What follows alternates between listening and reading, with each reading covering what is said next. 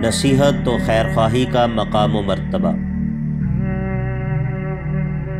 آج کے ہم اس سیشن میں انشاءاللہ بات کریں گے نصیحت کے حوالے سے، اس کے مفہوم کو سمجھیں گے اور اس حوالے سے 6 فضائل جو قرآن و سنت کے اندر ذکر ہوئے ان کو ہم انشاءاللہ سیکھیں گے۔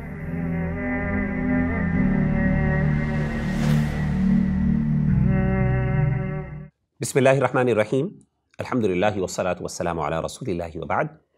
نصیحت کا مفہوم کیا ہے؟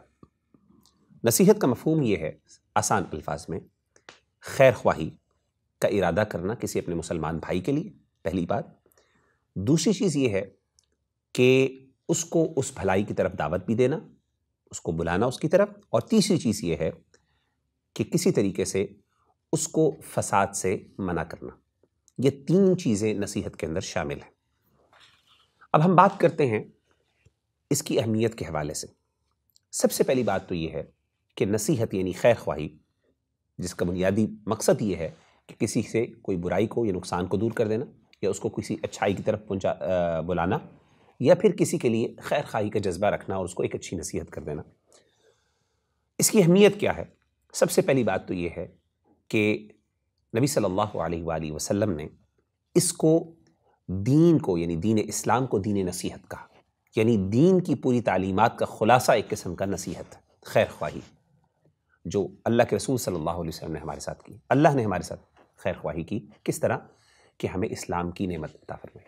آپ صلی اللہ علیہ وسلم نے فرمایا کہ اللہ کے لیے، اس کی کتاب کے لیے، اس کے رسول کے لیے، اور مسلمانوں کے حکمرانوں کے ائمہ کے لیے اور ان کی عوام کے لیے۔ اللہ کے لیے نصیحت یا اللہ کے لیے خیر خواہی کا مطلب کیا ہے؟ اس کا مطلب جیسے کہ محدثین نے بیان کیا وہ یہ ہے کہ اللہ تعالیٰ پر ایمان لے کے آنا، اور اللہ تعالیٰ نے جو ہم سے تقاضے کیے ہیں ان تقاضوں کو پورا کرنا، یہ اللہ کے لیے نصیحت یا اللہ کے لیے خیر خواہی کا معنی اور مفہوم۔ اسی طریقے سے اللہ کی کتاب کے ساتھ خیر خواہی کا مطلب کیا ہے، یا اس کی نصیحت کے بارے میں اس کا مفہوم کیا ہے؟ اس بات پر ایمان لے کے آنا کہ یہ کتاب اللہ کا کلام ہے، اس پر عمل کرنا اور اس کی تعلیم خود بھی حاصل کرنا اور دوسروں کو بھی دینا، اس پہ غور و فکر اور تدبر کرنا۔ اسی طریقے سے رسول کے لیے نصیحت یا خیر خواہی کا مطلب یہ ہے کہ ان پر ایمان لایا جائے، اسی طریقے سے ان سے محبت کی جائے، جن چیزوں کا وہ حکم دیتے ہیں ان کو بجا لایا جائے، اور اسی طریقے سے ان کی سنت کو لوگوں تک پہنچایا جائے اور اس کو پھیلایا جائے۔ مسلمانوں کے حکمرانوں کے لیے خیر خواہی کا مطلب کیا ہے؟ وہ یہ ہے کہ حق کی راہ میں ان کی مدد کی جائے، اور اسی طریقے سے جو جائز معاملات ہیں ان کے اندر ان کی اطاعت کی جائے۔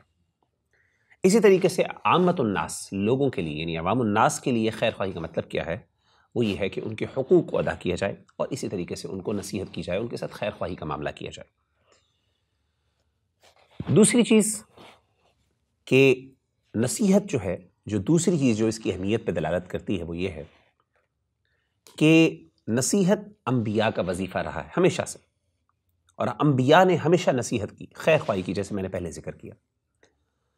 قرآن مجید میں اللہ تعالیٰ نوح علیہ السلام کے حوالے سے ذکر کرتے ہیں وَأَنصَحُ لَكُمْ وَأَعْلَمُ مِنَ اللَّهِ مَا لَا تَعْلَمُونَ، کہ سیدنا نوح نے اپنی قوم سے کہا کہ میں تمہارے لیے خیر خواہ ہوں، میں تمہیں نصیحت کرتا ہوں، اور میں اللہ کے بارے میں وہ جانتا ہوں جو تم نہیں جانتا، یعنی اللہ نے مجھے وحی کا علم دیا۔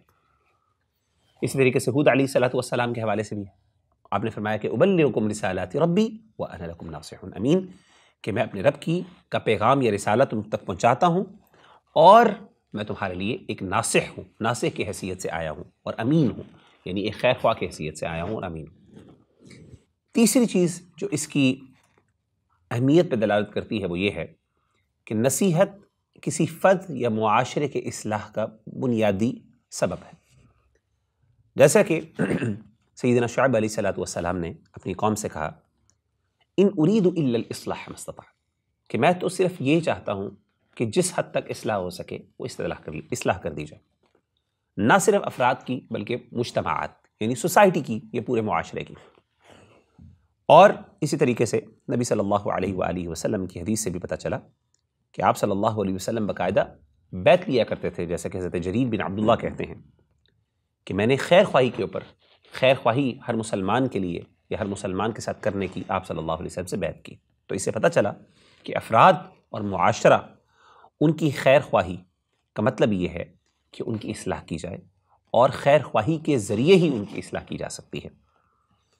اسی طریقے سے چوتھی چیز وہ یہ ہے کہ نصیحت یہ دنیا اور آخرت میں سعادت اور کامیابی کا بہت بڑا سبب ہے۔